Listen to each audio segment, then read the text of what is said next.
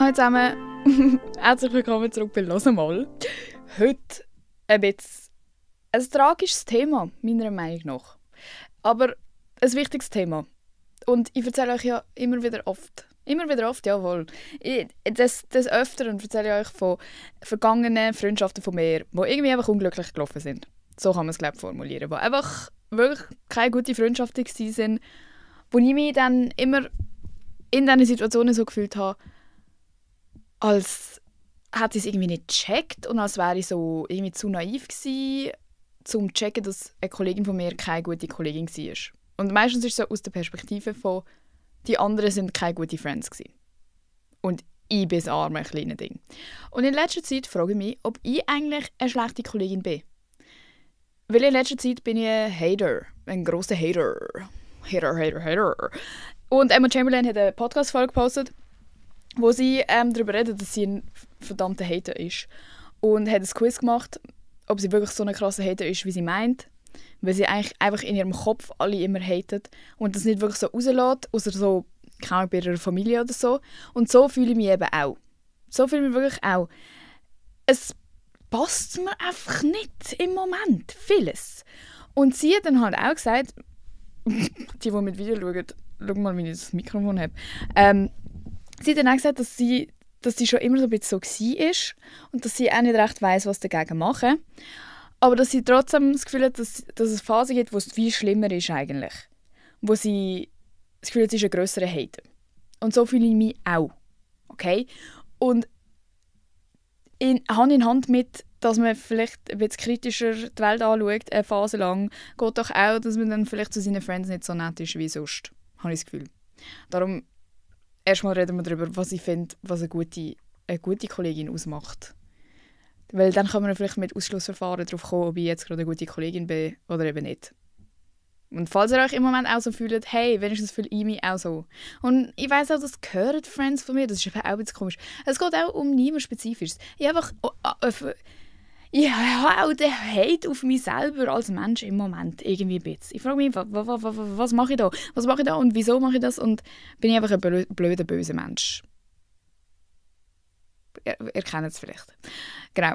Also, was macht eine gute Kollegin aus? Erstmal. Ich finde, eine gute Kollegin, ich tue das jetzt halt auf eine Frau beziehen, weil ich selber eine bin, irgendwie sonst wird es mir kompliziert, aber ich kann ja einsetzen, was auch immer. Eine gute Kollegin ist da. Und nicht mal so, ich finde, man muss nicht jeden Tag schreiben, hey, geil, wenn etwas ist, du weißt, ich bin da. Aber eine mega gute Kollegin, du weißt irgendwie einfach, so innerlich, du weißt, wenn jetzt etwas ist, kann ich zu der gehen. Und mein Problem ist eben ein bisschen, wieso ich dann glaube eben auch das Gefühl habe, ich bin keine gute Kollegin, ist, weil ich nicht unbedingt das Gefühl habe, ich hätte irgendwelche Leute, die ich angehen könnte. Und nicht, weil die Leute mir das nicht sagen oder nicht probieren, das Gefühl geben, aber einfach, weil ich von mir selber irgendwie, kennt ihr das? Wenn man dann traurig ist oder so, dann redest du so ein, so, ja, aber es würde ja eh nicht mehr jucken. Oder, ich habe ja eh niemanden, der jetzt zuhören würde. Plot Twist, du kannst einfach jemandem schreiben und sie würden dir zuhören, aber man fühlt sich dann halt irgendwie einfach so. Und ich frage mich noch, von wo das kommt, weil eben ich habe so Phasen, wo das ein bisschen mehr so ist, wo ich dann auch denke, ja, was bringt es mir jetzt, was bringt es mir, wenn ich jetzt meine andere Kollegin, wo ich weiss, sie hat selber genug andere Probleme, voll aber mit meinem Problem und sie kann ja eigentlich eh nur sagen, hey, das ist mega blöd für dich, es tut mir mega leid. Also es ist ja, meistens wenn ich so etwas habe, wo mich wirklich belastet, dann ist es einfach belastend. Checkt ihr? Dann ist es nicht etwas, wo ich schnell mit jemandem darüber reden kann und die Person hat dann eine Wunderlösung für mich und dann ist es geklärt. Und ich glaube trotzdem, es hilft natürlich immer, darüber zu reden. Aber manchmal ist man auch so traurig oder so schlecht gelaunt, dass man wie auch einfach will schlecht gelaunt sein. Ich will dann nicht hören, ja, es wird alles gut, sondern ich will wahrscheinlich dann einfach mich selber bemitleiden und irgendwie gar nicht mehr davon erzählen. Und in 2 Wochen sage ich dann, wenn es vorbei ist, haha, vor 2 Wochen bin ich richtig schlimm drauf gewesen, weil irgendwie habe ich das Gefühl, das Leben hört irgendwie auf und die Welt geht unter. Und dann bin ich immer die so im Nachhinein kommt, haha, aber ja, ich habe es überlebt. Und selber hoffe ich eigentlich, dass meine Friends wissen, dass sie immer zu mir kommen können. Und es machen auch wirklich alle sehr viel Gebrauch davon. Also ich glaube, die wissen das eben schon. Aber dann bin ich auch so, ja, ich kann dir irgendwie auch nicht helfen. Ich fühle mich dann wie schlecht. Ich lasse dann natürlich mega gut zu und probiere Zuspruch zu geben und so unterstützend sein. Aber am Schluss des Tages kann ich auch einfach nur sagen, ja, es ist scheiße. Es ist scheiße für dich. Und das ist irgendwie so, mittlerweile, ich glaube, das ist so ein bisschen das langsam erwachsen werden, weil früher hat man einander noch so Probleme erzählt, die wirklich eine Lösung hatten, meistens. Also so zum Beispiel, ich muss diese Woche mega viel, ich bin mega gestresst, habe mega viele Prüfungen und dann habe ich noch Streit mit der und die Lehrerin hat mich angefickt. Zusammengeschissen, ich rede ja jetzt schön. Und dann hast du halt sagen, ja, ich kann dir sonst helfen mit Lernen oder komm, wir machen zusammen einen Plan. Und der Streit mit Martina wird schon noch mal besser und sonst können wir ja mal zusammen raus reden. So, und das war es dann. Und ich weiss auch, früher hat das Leben sich noch viel schlimmer angefühlt. Also unsere Probleme früher waren ja weltbewegend und alles war ein Weltuntergang und das fühlt man ja wirklich auch so in diesen Jahren. Also ich will das gar nicht irgendwie downplayen. Aber trotzdem jetzt im Nachhinein das Gefühl, früher hat es immer noch ein bisschen eine Lösung gehabt. Und je älter man wird, desto ernster werden ja die Probleme vom Leben. So blöd wie es tönt, aber es wird ja wirklich nicht mehr lustiger, so wenn man wirklich mal etwas hat. Weil die kleinen Sachen stören einem ja gar nicht mehr so. Und die kleinen Sachen, wo man voll gut darüber hinwegkommt, die bemerkt man gar nicht mehr. Das wäre früher, ich weiss auch nicht, ich habe jetzt nicht mal ein Beispiel, aber etwas, wo heute gar nicht mehr so richtig beachtest, weil du halt einfach Erfahrungen gesammelt hast schon und halt jetzt wie grössere Probleme hast, wäre früher so schlimm gewesen. Und eigentlich ist es ja etwas mega Cooles, um so mal merken, so, oh mein Gott, früher wäre ich voll am Boden zerstört gewesen wegen dem. Und heute juckt es mich eigentlich gar nicht mehr, aber dafür jucken mich heute halt andere Sachen. So, aber zurück zum Ding. Eine gute Kollegin, glaube ich, merkst schon immer, sie ist da. Und man muss sich auch nicht immer melden und so, aber wenn etwas wäre, dann wäre sie da. Und dann kommen wir zu etwas, was für mich mega schwierig ist, irgendwie, um so auf eine richtige Lösung zu kommen. Ich weiss nicht, ob eine gute Kollegin immer ehrlich sein sollte oder ob eine gute Kollegin auch mal einfach das Maul heben und einfach sagen, okay, ja, wenn du das machen willst. Weil das ist ein enormer Struggle für mich, dass meine Kolleginnen auch einfach ein Leben führen und auch Fehler machen wollen und leben wollen und jung sein wollen und mir das dann aber erzählen und ich bin so, aber das ist nicht gut für dich. Wieso machst du das? Meine Sheila. Weil so fühle ich mich dann. Und dann weiss ich nicht, ob ich dann auch ein gescheites Maul heben sollte und einfach sagen soll, okay, freut mich. Ja. Lass dich einfach noch zum 10. Mal von ihm verarschen. Ich bin dann da, wenn es wieder schief geht. So sollte man so sein. Ist das eine gute Kollegin? Ich weiss es nicht. Weil das Problem ist eben, ich bin auch jetzt zu fest aufgehypt worden in dieser Eigenschaft. Dass ich eben nicht die bin, die dann einfach der Yes-Man ist und so, ja, oh mein Gott, Main Character.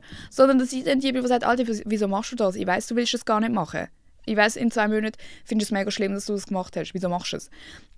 Und eigentlich haben wir in der Vergangenheit oder auch jetzt im Jetzt, sagen mir meine Kolleginnen, dass sie das schätzen an mir, dass man von mir immer eine ehrliche Meinung bekommt und dass man mit dieser Meinung eigentlich auch etwas anfangen kann. Das ist ja nicht, ich sage dann nicht, oh, du bist mega dumm, geh weg, sondern ich probiere dann natürlich dann, das irgendwie gut zu sagen und zu begründen und irgendwie zu helfen oder so. Aber ich merke immer mehr auch, dass meine Meinung vielleicht gar nicht so eine Gewichtung hat. Wisst ihr, was ich meine? Kennt ihr das? Übrigens, ich habe mir gar nicht aufgeschrieben jetzt. Also, ich bin da jetzt einfach am ramblen und bin jetzt am erzählen, was ich mir in letzter Zeit für Gedanken mache. Weil ich habe auch das Gefühl, früher hat man noch viel mehr, wenn eine Kollegin etwas gesagt hat, dann hat man das einfach gemacht. Genau gleich darum sind ja auch die ganzen toxischen Freundschaften früher so einfach gewesen, zum Entstehen und aufrechterhalten, weil man es ja nicht hinterfragt. Und die Kolleginnen sind so das Wichtigste gewesen, und wenn du eine beste Kollegin gehabt hast und die hat gefunden, nein, mach das nicht, dann hast du es halt einfach nicht gemacht. So. Basically war das so die zweite Mami gewesen. Aber heutzutage hast du ja so viele verschiedene Leute, mit denen du redest, die vielleicht auch alle einen anderen Input haben und alle eine andere Meinung. Und man ist ja viel selbstständiger auch und selbstsicherer hoffentlich, dass man halt auch mal einfach sein eigenes Ding durchzieht. Und das ist ein bisschen mein Problem. Das ist ein bisschen, wo ich ein Hater werde, weil ich denke mir halt, wenn jemand zu mir kommt mit etwas, mit einem Anliegen, mit einem Problem, mit einer Sorge, dann heisst das ja irgendwie, also nein. Meistens definiert man ja vorher, ob man einfach nur erzählen will oder ob man Hilfe braucht. Aber wenn du mir sagst, du brauchst Hilfe und ich gebe dir dann meine Hilfe und du machst aber dann nicht das, was ich sage, dann bin ich so, also hast du mich eigentlich basically einfach nicht gern. Für was hast du mich gefragt? Und das ist eben dort, wo ich das Gefühl habe, ich bin eine schlechte Kollegin. Weil am Schluss des Tages ist es ja nicht meine Entscheidung, was die Leute machen. Und wenn ich eine gute Kollegin bin, dann habe ich doch einfach zu akzeptieren, was meine Kolleginnen machen, egal ob mir das passt oder nicht. Und das kann ich irgendwie nicht, weil es ist mir dann wie zu wichtig, dass sie auch das Richtige für sich selber machen. Und von außen ist es halt viel einfacher zu sagen. Ich meine, ich könnte euch wahrscheinlich gerade 10 Sachen aufzählen, wo meine Kolleginnen denken, Alter, wieso macht sie das? Und ich sage halt einfach, ja, ich mache das, weil ich will das jetzt gerade machen, auch wenn es vielleicht nicht das Beste wäre. Darum, es ist paradox und widersprüchlich und ich fühle mich wie ein schlechter Mensch. Aber ich weiß nicht, wie ich aufhören kann. Ich weiß wirklich nicht, wie ich aufhören kann. So denken, dass so, nein, mach das nicht, mach das einfach nicht. Mach das einfach nicht. Und ich kann dann auch mega schlecht noch zuhören. Also eben so das, wo mir mega oft gesagt wird, dass ich gut im Zuhören bin und dass es schön ist, dass ich immer da bin und man merkt auch, dass ich immer da bin und so. In dem Moment, wo jemand dann das Gegenteil macht von dem, was ich angeraten habe und dann nochmal von dem erzählt, dann hängt es mir einfach, also sorry, dann werde ich halt wirklich so, ja Bro, ich habe es dir ja gesagt. Hä? Wie kommst du jetzt zu mir rumheulen über das, was ich dir vor 2 Monaten, 2 Jahren, 20 Jahren schon gesagt habe? Mach das nicht. Und du hast es gemacht und jetzt bin ich aber wieder die Anlaufstelle dafür, dass es scheiße ist. Ja, was soll ich denn jetzt noch machen? Jetzt kann ich wirklich gar nichts mehr machen. Ich hätte etwas machen und du hast mich nicht gelassen. Und ich glaube, das ist ja irgendwie auch verständlich, aber andererseits ist es auch wieder schon so etwas, wo man so denkt, jo, aber chill doch mal. Chill doch mal. Ich nehme das, glaube ich, auch viel zu ernst. Es ist mir zu wichtig. Und ich frage mich, von wo das kommt.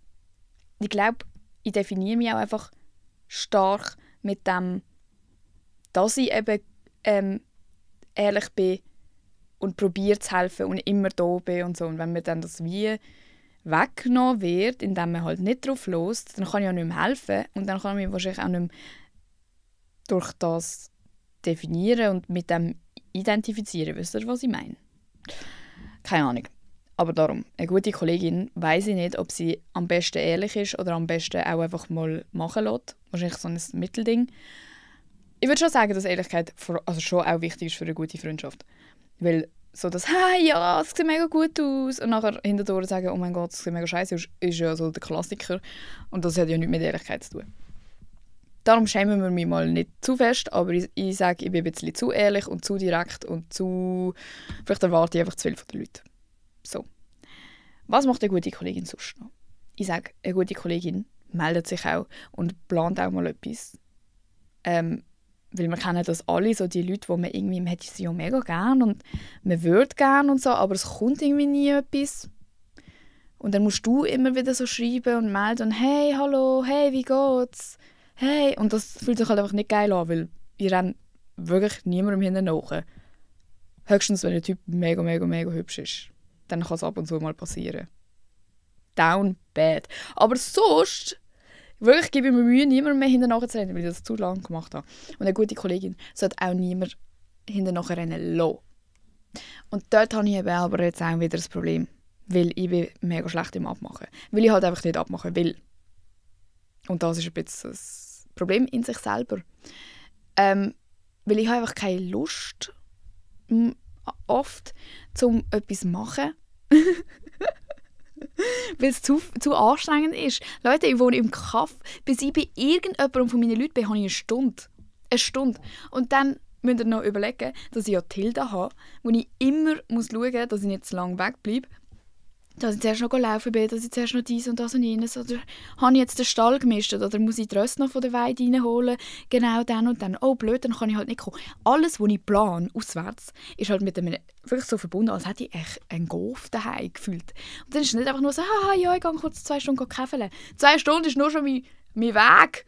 Mein Weg. Und darum ist es einfach für mich wirklich schon anstrengend, etwas zu planen. Und dann werde ich immer so überfordert auch. Weil es ist heute nicht mehr das Gleiche. Es ist nicht mehr, ja, man geht läuten und geht einfach schnell vorbei. Sondern alle haben keine Zeit, das heißt, bis du mal einen Termin gefunden hast, ist es halt auch schon so 2 Stunden am Hin- und Herschreiben gewesen. Am besten macht man noch ein Doodle. Wann kannst du? Kreuze an. Und das ist einfach, das löscht man wie schon ab. Und dort bin ich auch einfach eine schlechte Kollegin, weil ich wirklich die Leute mit mir hinterher rennen, zu mir sehen. Und das Schlimmste ist ja noch, dass ich mega oft sage, oh nein, sorry, ich kann nicht. Oh nein, sorry, ich kann nicht. Und die Leute müssen mich immer weiter und weiter fragen. Und das Gute ist, dass meine Kolleginnen das wirklich auch wissen und dass es nicht böse gemeint ist. Und auch wirklich weiter und weiter fragen, weil wenn sie nicht weiter fragen würden, würden wir uns, glaube ich, einfach nie mehr im Leben sehen. Und das ist die traurige Realität. Und das ist nicht, weil ich die Leute nicht gerne habe oder irgendwie eine schlechte Kollegin habe. Und vielleicht, wenn man so zulässt, denkt man sich so, ja, vielleicht ist ja die Freundschaft auch nicht so gut. Nein, es sind mega gute Freundschaften. Wirklich, ich habe keine einzige blöde Kollegin mehr in meinem Leben, weil so dumm bin ich auch nicht mehr. Aber ich kann es irgendwie nicht stemmen. Wie ist man eine gute Kollegin? Okay, nochmal. Was macht so eine gute Kollegin aus? Eine gute Kollegin juckt's, würde ich sagen. Und das hat nichts mit dem ehrlich, unehrlich, Maulheben zu tun, sondern ich glaube wirklich einfach so ein Grundinteresse für die Person und so, man will das Beste für jemanden. Und das ist auch so, dass einander etwas gönnen. Weil das ist ja schon auch, also muss ich auch zugeben, ist für mich auch nicht immer mega einfach gewesen. Auch wenn ich immer nur von den Leuten erzähle, die mir das Zeug nicht gegönnt haben. Aber ich hatte sicher auch Momente gehabt, wo ich so dachte, oh, das hätte ich jetzt auch gerne gehabt. Mann, wieso hat die das bekommen und ich nicht? Zum Beispiel. Auch wenn ich es nie aussprechen würde, eben. Das ist so mit Emma Chamberlain. Chamberlain. Ich verlinke vielleicht die Folge, wenn ich es nicht vergesse, von ihr. Weil das, was sie gesagt hat, ist wirklich 1:1 ein. Einfach so, man denkt sich innerlich mega oft so Sachen, wo man denkt, Alter, wieso denke ich das gerade? Wieso bin ich so gemein? Wieso bin ich so judgy? Und es ist nicht, dass ich es dann gegen raustrage und irgendwie bei allen schlecht reden über jemanden, aber innerlich bin ich dann einfach so, Alter, komm jetzt.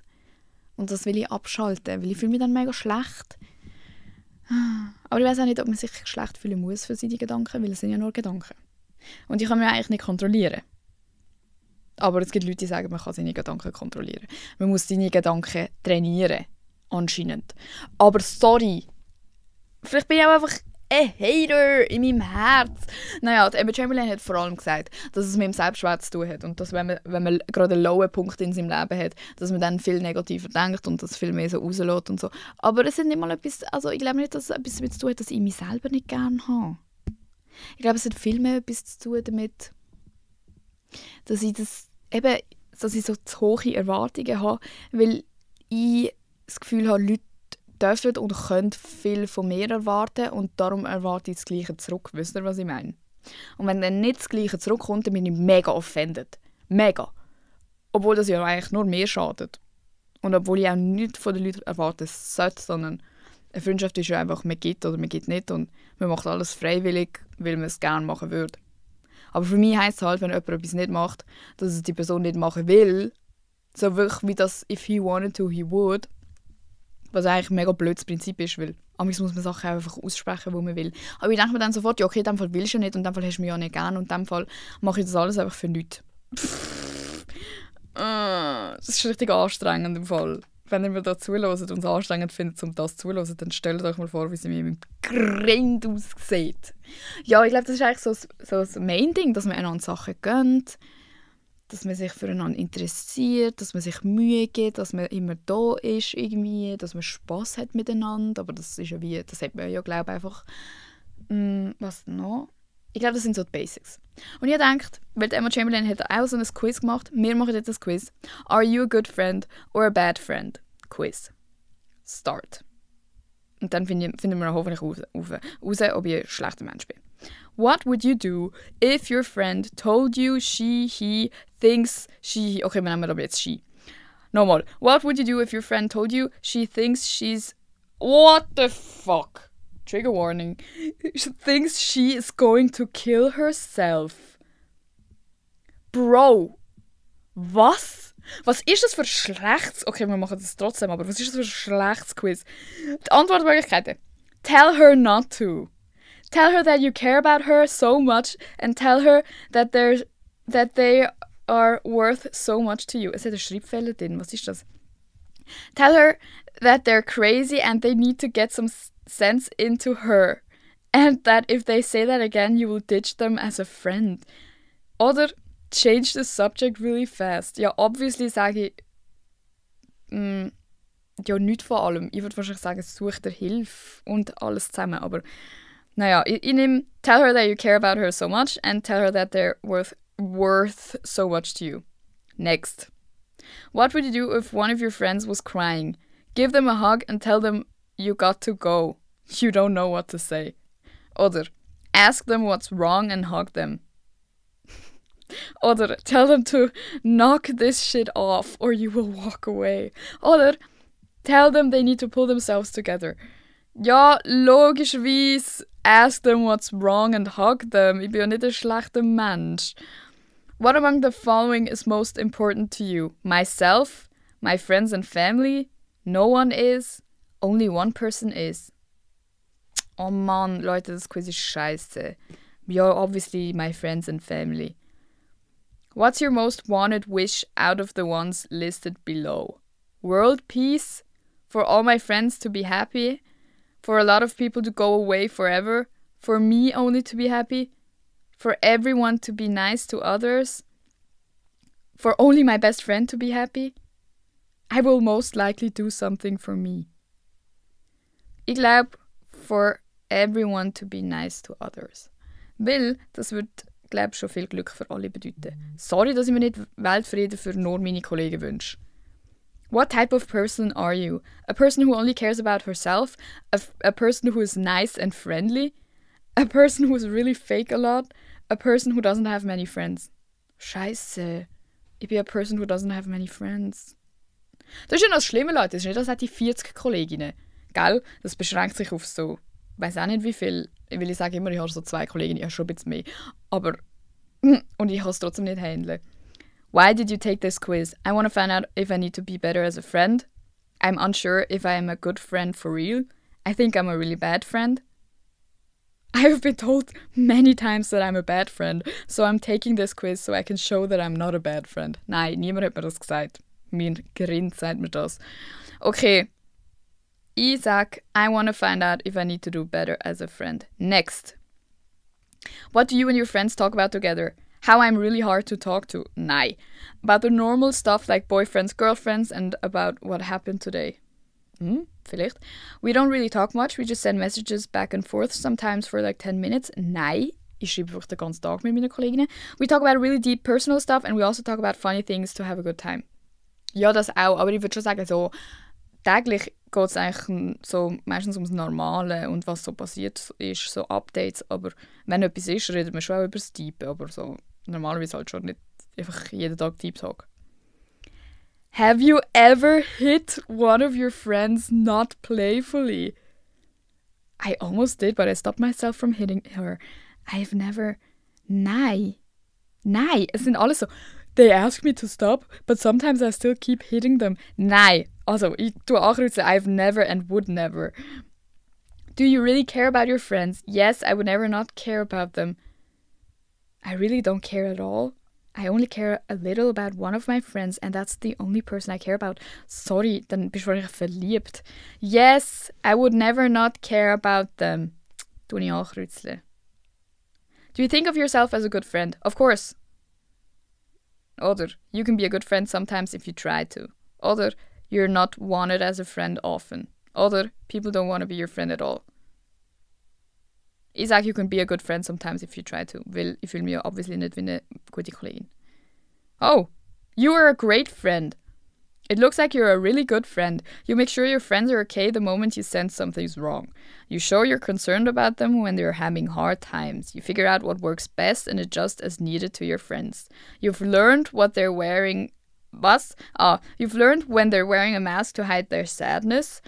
Your friends trust you enough to share important things with you. You don't give up on your friends. This is why you're a great friend to have. Ja, wow. Aber das war wirklich das schlechteste Quiz auf der ganzen Welt gewesen. Wir machen nochmal eins. Bad Friend Quiz. Also, BuzzFeed hat eine Checkliste gemacht. Der Titel ist Sorry to have to be the one to tell you this, but if you've done more than half of these things, you're a bad friend. Scheiße. Also, check off everything you've done. Lied to a friend. Ja. Called your friend toxic. Nein, weil dann sind sie nicht meine Kollegen gewesen. Got mad at your friend for being bad at something. Nein, nicht mad, aber vielleicht ausgelacht. Blackmailed your friend. Nein. Nein. Talked badly about your friend behind their back. Ja. Sorry. Made fun of a friend because of your own insecurities. Wahrscheinlich schon. Mag mich jetzt nicht wirklich daran erinnern, aber safe irgendwann. Started a fight with a friend. Ja, also nicht physisch. Embarrass your friend in front of people. Ja, aber aus Versehen, nicht extra. Told your friend they were annoying. Nein. Made a friend look bad on purpose. Nein. Made your friend look like the bad guy when in reality you were. Nein, wirklich nicht. Played a prank on your friend. Ja. Ist das... Oh mein Gott, ist man ein schlechter Friend, wenn man prankt? Prankster! Sorry. Made a friend cry. Ja, habe ich auch schon. Habe ich actually auch schon. Blocked a friend because they were getting annoying. Nein. Nein. Did something after a friend asked you not to do it?